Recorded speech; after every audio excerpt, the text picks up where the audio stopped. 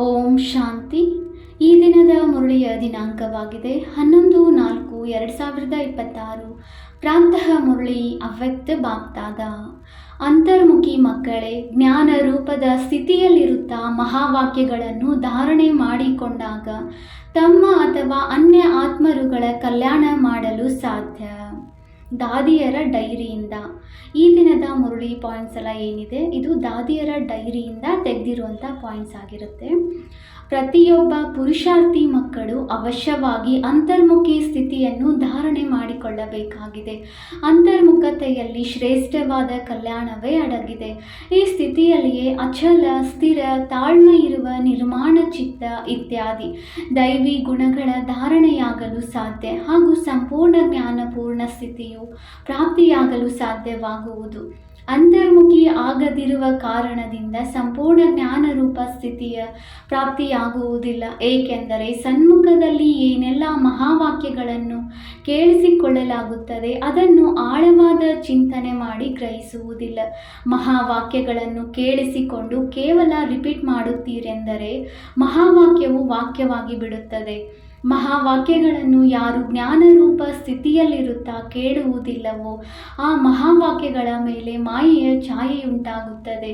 ಮಾಯೆಯು ಇಂತಹ ಅಶುದ್ಧ ಪ್ರಕಂಪನಗಳಿಂದ ಕೂಡಿರುವ ಆತ್ಮರುಗಳ ಮಹಾವಾಕ್ಯಗಳನ್ನು ಕೇಳಿಸಿಕೊಂಡು ಕೇವಲ ರಿಪೀಟ್ ಮಾಡುವುದರಿಂದ ತಮ್ಮ ಜೊತೆ ಅನ್ಯರ ಕಲ್ಯಾಣವಾಗುವುದಕ್ಕೆ ಬದಲು ಅಕಲ್ಯಾಣವೇ ಆಗಿಬಿಡುತ್ತದೆ. ಆದ್ದರಿಂದ ಮಕ್ಕಳೇ, ಸಂಪೂರ್ಣ ಅಂತರ್ಮುಖಿಯಾಗಿರಿ. ತಮ್ಮ ಈ ಮನಸ್ಸು ಮಂದಿರವಾಗಿದೆ. ಹೇಗೆ ಮಂದಿರದಲ್ಲಿ ಸದಾ ಸುಗಂಧವೇ ಬರುತ್ತದೆ, ಹಾಗೆಯೇ ಮನಮಂದಿರವೂ ಸಹ ಯಾವಾಗ ಪವಿತ್ರವಾಗುತ್ತದೆಯೋ ಆಗ ಸಂಕಲ್ಪದಲ್ಲಿಯೂ ಪವಿತ್ರವಾದ ಸ್ಮೃತಿಗಳ ಉತ್ಪನ್ನವಾಗುತ್ತದೆ. ಹೇಗೆ ಮಂದಿರಗಳಲ್ಲಿ ಕೇವಲ ಪವಿತ್ರ ದೇವತೆಗಳ ಚಿತ್ರಗಳನ್ನೇ ಇಟ್ಟಿರುತ್ತಾರೆ, ದೈತ್ಯರದನ್ನು ಇಟ್ಟಿರುವುದಿಲ್ಲ, ಹಾಗೆಯೇ ನೀವು ಮಕ್ಕಳು ತಮ್ಮ ಮನಸ್ಸು ಅಥವಾ ಹೃದಯವೆಂಬ ಮಂದಿರವನ್ನು ಸರ್ವ ಈಶ್ವರೀಯ ಗುಣಗಳ ಮೂರ್ತಿಗಳಿಂದ ಶೃಂಗಾರ ಮಾಡಿರಿ. ಆ ದೇವತೆಗಳು ನಿರ್ಮೋಹ, ನಿರ್ಲೋಭ, ನಿರ್ಭಯ, ತಾಳ್ಮೆಯುಳ್ಳ, ನಿರಹಂಕಾರಿ ಇತ್ಯಾದಿ ಆಗಿರುವುದೇ ಅವರ ಗುಣಗಳಾಗಿವೆ. ಏಕೆಂದರೆ ಇವೆಲ್ಲವೂ ನಿಮ್ಮದೇ ದಿವ್ಯ ಲಕ್ಷಣಗಳಾಗಿವೆ. ತಾವು ಮಕ್ಕಳು ತಮ್ಮ ಮನಸ್ಸು ಮಂದಿರವನ್ನು ಪ್ರಕಾಶಿತಗೊಳಿಸಿರಿ, ಅರ್ಥಾತ್ ಸಂಪೂರ್ಣ ಶುದ್ಧಗೊಳಿಸಬೇಕು. ಯಾವಾಗ ಮನಸ್ಸು ಮಂದಿರವು ಪ್ರಕಾಶತೆಯಿಂದ ಸಂಪನ್ನವಾಗುವುದೋ ಆಗ ತಮ್ಮ ಪ್ರಕಾಶತೆಯಿಂದ ಕೂಡಿರುವ ಪ್ರಿಯವಾದ ವೈಕುಂಠ ದೇಶದಲ್ಲಿ ಹೋಗಲು ಸಾಧ್ಯವಾಗುವುದು. ಹಾಗಾದರೆ ಈಗ ತಮ್ಮ ಮನಸ್ಸನ್ನು ಉಜ್ವಲವನ್ನಾಗಿ ಮಾಡುವ ಪ್ರಯತ್ನ ಪಡಬೇಕಾಗಿದೆ ಹಾಗೂ ಮನಸ್ಸಿನ ಸಹಿತವಾಗಿ ವಿಕಾರಿ ಕರ್ಮೇಂದ್ರಿಯಗಳನ್ನು ವಶದಲ್ಲಿಟ್ಟುಕೊಳ್ಳಬೇಕಾಗಿದೆ. ಆದರೆ ಕೇವಲ ಸ್ವಯಂನ ಸೇವೆಯನ್ನಷ್ಟೇ ಮಾಡುವುದಲ್ಲ, ಆದರೆ ಅನ್ಯರ ಪ್ರತಿಯೂ ಇದೇ ದಿವ್ಯ ಸೇವೆಯನ್ನು ಮಾಡಬೇಕಾಗಿದೆ. ವಾಸ್ತವದಲ್ಲಿ ಸೇವೆಯ ಅರ್ಥವು ಅತೀ ಸೂಕ್ಷ್ಮ ಮತ್ತು ಆಳವಾಗಿದೆ. ಕೇವಲ ಅನ್ಯರ ತಪ್ಪುಗಳಿಗೆ ಎಚ್ಚರಿಕೆ ಕೊಡುವವರಿಗಷ್ಟೇ ಸೇವೆ ಮಾಡುವುದಲ್ಲ, ಅವರಿಗೆ ಸೂಕ್ಷ್ಮವಾಗಿ ತಮ್ಮ ಯೋಗದ ಶಕ್ತಿಯನ್ನು ತಲುಪಿಸುತ್ತಾ ಅವರ ಅಶುದ್ಧ ಸಂಕಲ್ಪಗಳನ್ನು ಭಸ್ಮ ಮಾಡಿಬಿಡಬೇಕು. ಸರ್ವೋತ್ತಮ ಸೇವೆಯೂ ಇದೇ ಆಗಿದೆ ಹಾಗೂ ಜೊತೆಗೆ ತಮ್ಮ ಬಗ್ಗೆ ಗಮನ ಇಡಬೇಕಾಗಿದೆ. ಕೇವಲ ವಾಚ ಅಥವಾ ಕರ್ಮದವರೆಗೆ ಗಮನವಿಡುವುದಲ್ಲ, ಆದರೆ ಮನಸ್ಸಿನಲ್ಲಿಯೂ ಯಾವುದೇ ಅಶುದ್ಧ ಸಂಕಲ್ಪಗಳ ಉತ್ಪನ್ನ ಆಗುತ್ತದೆ ಎಂದರೆ ಅದರ ಪ್ರಕಂಪನಗಳು ಅನ್ಯರ ಬಳಿ ಹೋಗಿ ಸೂಕ್ಷ್ಮವಾಗಿ ಅಕಲ್ಯಾಣವನ್ನು ಮಾಡುತ್ತದೆ. ಅದರ ಹೊರೆಯು ತಮ್ಮ ಮೇಲೆ ಬರುತ್ತದೆ. ನಂತರ ಅದೇ ಹೊರೆಯು ಬಂಧನವಾಗಿ ಬಿಡುತ್ತದೆ. ಆದ್ದರಿಂದ ಹೇ ಮಕ್ಕಳೇ, ಸ್ವಯಂ ತಾವು ಎಚ್ಚರಿಕೆಯಿಂದ ಇರಬೇಕು. ನಂತರ ಅನ್ಯರ ಬಗ್ಗೆ ಅದೇ ರೀತಿಯ ದಿವ್ಯ ಸೇವೆಯನ್ನು ಮಾಡಿರಿ. ಈ ಸೇವೆಯು ತಾವು ಸೇವಾಧಾರಿ ಮಕ್ಕಳ ಅಲೌಕಿಕ ಕರ್ತವ್ಯವಾಗಿದೆ. ಇಂತಹ ಸೇವೆ ಮಾಡುವವರು ತಮಗಾಗಿ ಯಾವುದೇ ಸೇವೆಯನ್ನು ತೆಗೆದುಕೊಳ್ಳಬಾರದು. ಬಲೆ ಯಾವುದೇ ಅಕಾರಣದಿಂದ ತಪ್ಪಾಗಿ ಬಿಡುತ್ತದೆ ಎಂದರೂ ಅದನ್ನು ಸದಾ ತಮ್ಮ ಬುದ್ಧಿಯೋಗ ಬಲದಿಂದ ಸರಿಪಡಿಸಬೇಕಾಗಿದೆ. ಇಂತಹ ತೀವ್ರ ಪುರುಷಾರ್ಥಿಗಳಿಗೆ ಸ್ವಲ್ಪ ಯೋಚನೆ ಸಿಗುವುದರಿಂದಲೂ ಬಹಳ ಬೇಗನೆ ಅನುಭವ ಮಾಡುತ್ತಾ ಪರಿವರ್ತನೆ ಮಾಡಿಕೊಂಡು ಬಿಡುತ್ತಾರೆ ಮತ್ತು ಆ ನಂತರದಲ್ಲಿ ಬಹಳ ಗಮನವನ್ನಿಡುತ್ತಾ ನಡೆಯುತ್ತಾರೆ. ಇದು ವಿಶಾಲ ಬುದ್ಧಿ ಇರುವ ಮಕ್ಕಳ ಕರ್ತವ್ಯವೇ ಆಗಿದೆ. ಹೇ ನನ್ನ ಪ್ರಾಣ ಪ್ರಿಯರೇ, ಪರಮಾತ್ಮನ ಮೂಲಕ ರಚನೆಯಾಗಿರುವ ಈ ಅವಿನಾಶಿ ರಾಜಸ್ವ ಜ್ಞಾನ ಯಜ್ಞಕ್ಕಾಗಿ ಸಂಪೂರ್ಣವಾಗಿ ತನು ಮನ ಧನವನ್ನು ಸ್ವಾಹ ಮಾಡುವುದರ ರಹಸ್ಯವು ಬಹಳ ಸೂಕ್ಷ್ಮವಾಗಿದೆ. ಯಾವ ಕ್ಷಣದಲ್ಲಿ ತಾವು ಹೇಳುತ್ತೀರಿ ನನ್ನ ತನು ಮನ ಧನ ಸಹಿತವಾಗಿ ಯಜ್ಞದಲ್ಲಿ ಸ್ವಾಹ ಅರ್ಥಾತ್ ಅರ್ಪಣೆಯಾಗಿ ಸತ್ತು ಹೋಗಿರುತ್ತೀರಿ, ಆ ಕ್ಷಣದಿಂದ ತಮ್ಮದೇನೂ ಇರುವುದಿಲ್ಲ. ಅದರಲ್ಲಿಯೂ ಮೊದಲು ತನು ಮನಸ್ಸನ್ನು ಸಂಪೂರ್ಣವಾಗಿ ಸೇವೆಯಲ್ಲಿ ಉಪಯೋಗಿಸಬೇಕಾಗಿದೆ. ಯಾವಾಗ ಎಲ್ಲವೂ ಯಜ್ಞ ಅಥವಾ ಪರಮಾತ್ಮನದಾಯಿತು ಅಂದ ಮೇಲೆ ತಮ್ಮದೇನೂ ಇರಲು ಸಾಧ್ಯವಿಲ್ಲ. ಧನವನ್ನು ವ್ಯರ್ಥವಾಗಿ ಕಳೆಯಲು ಸಾಧ್ಯವಿಲ್ಲ.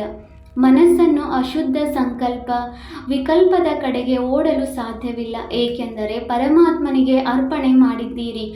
ಈಗ ಪರಮಾತ್ಮನಂತೂ ಶುದ್ಧ ಶಾಂತ ಸ್ವರೂಪನಾಗಿದ್ದಾರೆ. ಈ ಕಾರಣದಿಂದ ಸ್ವತಃವಾಗಿಯೇ ಅಶುದ್ಧ ಸಂಕಲ್ಪಗಳು ಶಾಂತವಾಗಿ ಬಿಡುತ್ತವೆ. ಒಂದು ವೇಳೆ ತಮ್ಮ ಮನಸ್ಸನ್ನು ಮಾಯೆಯ ಕೈಯಲ್ಲಿ ಕೊಡುತ್ತೀರೆಂದರೆ ಮಾಯೆಯ ವಿವಿಧ ರೂಪಗಳಿರುವ ಕಾರಣದಿಂದ ಅನೇಕ ವಿಕಲ್ಪಗಳನ್ನು ಉತ್ಪನ್ನಗೊಳಿಸುತ್ತಾ ಮನಸ್ಸೆಂಬ ಕುದುರೆಯ ಮೇಲೆ ಸವಾರಿ ಮಾಡುತ್ತದೆ. ಒಂದು ವೇಳೆ ಈಗಿನವರೆಗೂ ಯಾವುದೇ ಮಕ್ಕಳಲ್ಲಿ ಸಂಕಲ್ಪ ವಿಕಲ್ಪಗಳು ಬರುತ್ತವೆ ಎಂದರೆ ತಿಳಿಯಬೇಕು, ಈಗ ನನ್ನ ಮನಸ್ಸು ಸಂಪೂರ್ಣವಾಗಿ ಸ್ವಾಹ ಆಗಿಲ್ಲ, ಅರ್ಥಾತ್ ಈಶ್ವರಿಯ ಮನಸ್ಸಾಗಿಲ್ಲ. ಆದ್ದರಿಂದ ಹೇ ಸರ್ವತ್ಯಾಗಿ ಮಕ್ಕಳೇ, ತಾವು ಈ ಗುಹ್ಯ ರಹಸ್ಯಗಳನ್ನು ತಿಳಿದುಕೊಂಡು ಕರ್ಮ ಮಾಡುತ್ತಾ ಸಾಕ್ಷಿಯಾಗಿದ್ದು ಸ್ವಯಂವನ್ನು ನೋಡುತ್ತಾ ಬಹಳ ಎಚ್ಚರಿಕೆಯಿಂದ ನಡೆಸಬೇಕಾಗಿದೆ.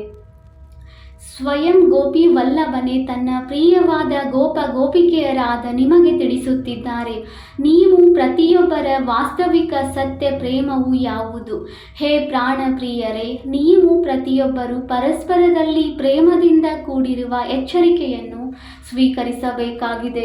ಏಕೆಂದರೆ ಎಷ್ಟು ಪ್ರಿಯವಾದ ಹೂವಾಗಿರುತ್ತದೆಯೋ ಅಷ್ಟೇ ಶ್ರೇಷ್ಠವಾದ ಪಾಲನೆ ಸಿಗುತ್ತದೆ. ಮಾಲೆಯು ಹೂವನ್ನು ಅತ್ಯಮೂಲ್ಯವನ್ನಾಗಿ ಮಾಡಲು ಅದರ ಜೊತೆ ಇರುವ ಮುಳ್ಳನ್ನು ತೆಗೆಯಬೇಕಾಗುತ್ತದೆ. ಅದೇ ರೀತಿ ನಿಮಗೂ ಸಹ ಯಾರೇ ಎಚ್ಚರಿಕೆಯನ್ನು ಕೊಡುತ್ತಾರೆಂದರೆ ತಿಳಿಯಬೇಕಾಗಿದೆ, ಅವರು ನನ್ನ ಪಾಲನೆ ಮಾಡುತ್ತಿದ್ದಾರೆ, ಅರ್ಥಾತ್ ನನ್ನ ಸೇವೆಯನ್ನು ಮಾಡಿದರು. ಅವರ ಆ ಸೇವೆಗೆ ಅಥವಾ ಪಾಲನೆಗೆ ಗೌರವ ಕೊಡಬೇಕಾಗುತ್ತದೆ. ಸಂಪೂರ್ಣರಾಗುವ ಯುಕ್ತಿಯೂ ಇದೇ ಆಗಿದೆ. ಇದು ಜ್ಞಾನ ಸಹಿತ ಆಂತರಿಕ ಸತ್ಯ ಪ್ರೇಮವಾಗಿದೆ. ಇದರಲ್ಲಿ ಪರಸ್ಪರದಲ್ಲಿ ಬಹಳ ಗೌರವವಿರಬೇಕು. ಪ್ರತಿಯೊಂದು ಮಾತಿನಲ್ಲಿ ಮೊದಲು ತಾವು ತಮಗೆ ಎಚ್ಚರಿಕೆ ಕೊಡಬೇಕು. ಇದು ನಿರ್ಮಾಣ ಚಿತ್ತರ ಅತೀ ಮಧುರವಾದ ಸ್ಥಿತಿಯಾಗಿದೆ.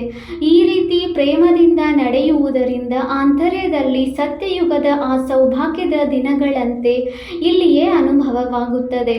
ಅಲ್ಲಂತೂ ಈ ಪ್ರೇಮವು ಸ್ವಾಭಾವಿಕವಾಗಿಯೇ ಇರುತ್ತದೆ. ಆದರೆ ಈ ಸಂಗಮದ ಮಧುರಾತಿ ಮಧುರ ಸಮಯದಲ್ಲಿ ಪರಸ್ಪರದಲ್ಲಿ ಇಂತಹ ಸೇವೆಯನ್ನು ಮಾಡುವುದರ ಅತೀ ಮಧುರ ರಮಣೀಕ ಪ್ರೇಮವಾಗಿದೆ. ಜಗತ್ತಿನಲ್ಲಿಯೂ ಈ ಶುದ್ಧ ಪ್ರೇಮದ ಮಹಿಮೆಯನ್ನೇ ಮಾಡುತ್ತಾರೆ.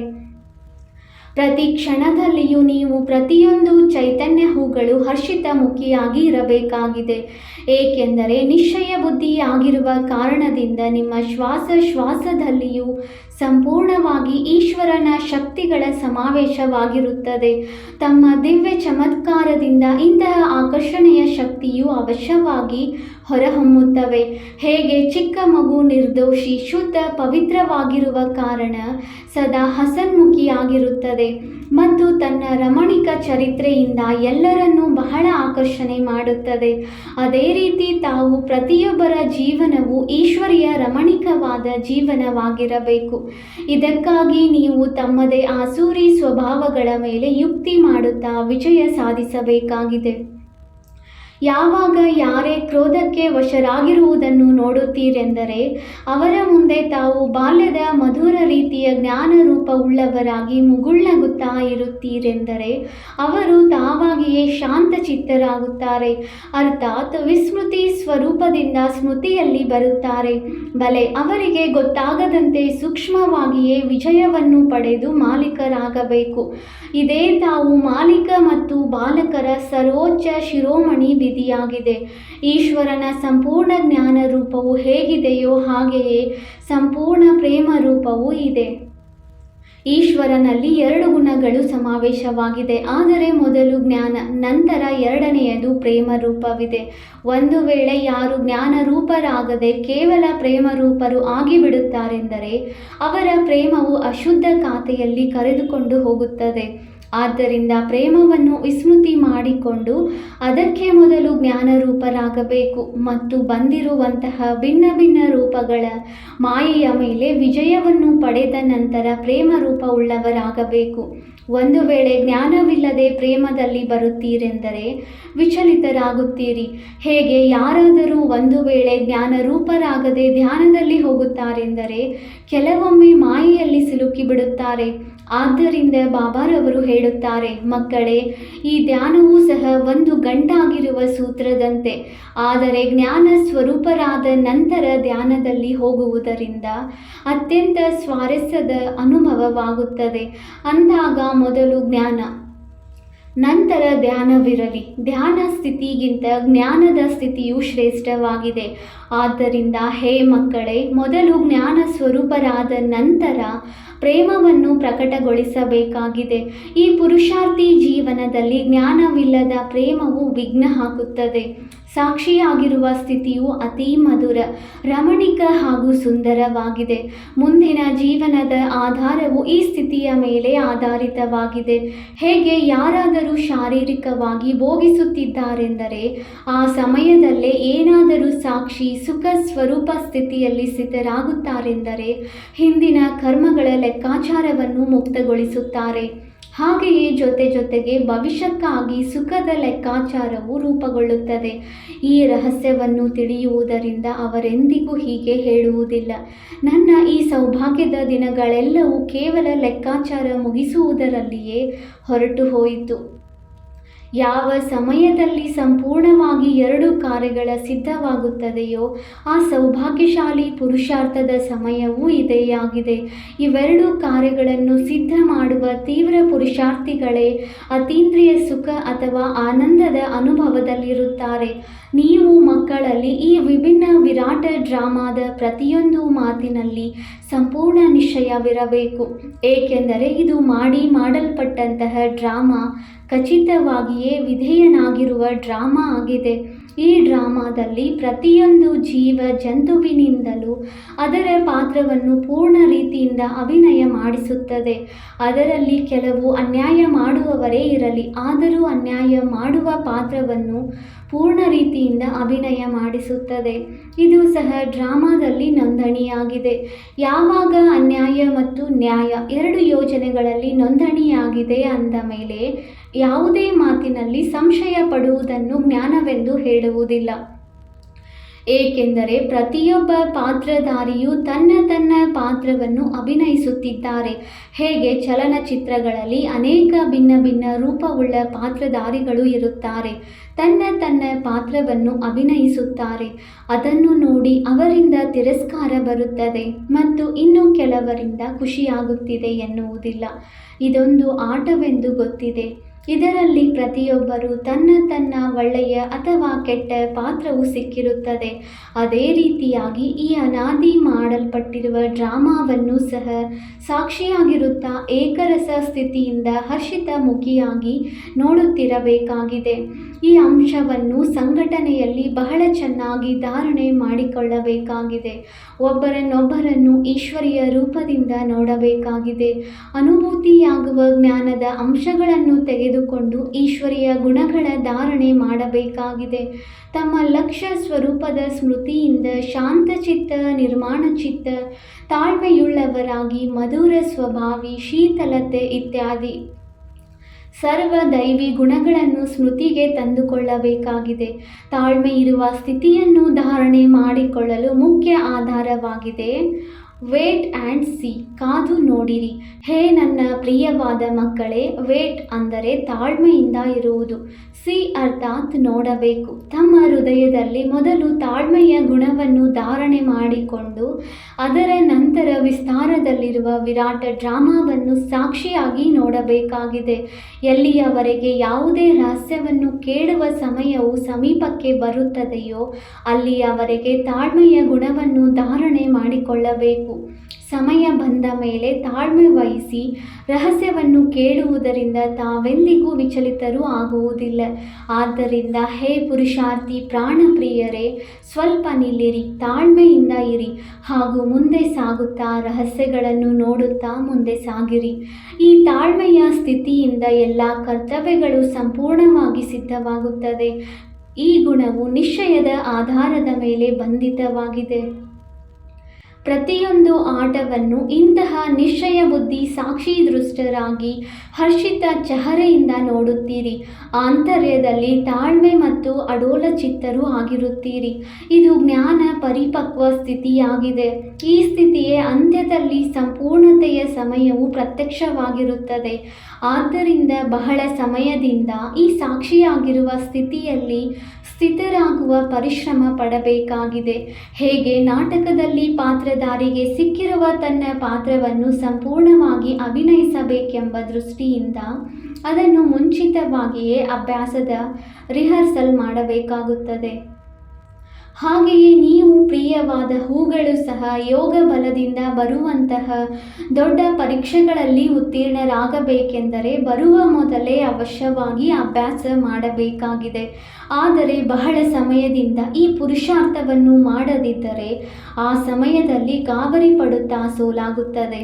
ಆದ್ದರಿಂದ ಮೊದಲು ತಮ್ಮ ಈಶ್ವರೀಯ ಆಧಾರವನ್ನು ಪರಿಪಕ್ವ ಮಾಡಿಕೊಂಡು ದೈವಿ ಗುಣವುಳ್ಳವರು ಆಗಬೇಕಾಗಿದೆ. ಜ್ಞಾನ ಸ್ವರೂಪ ಸ್ಥಿತಿಯಲ್ಲಿ ಸ್ಥಿತರಾಗುವುದರಿಂದ ಸ್ವತಃವಾಗಿಯೇ ಶಾಂತ ಸ್ವರೂಪ ಸ್ಥಿತಿಯಾಗಿ ಬಿಡುತ್ತದೆ.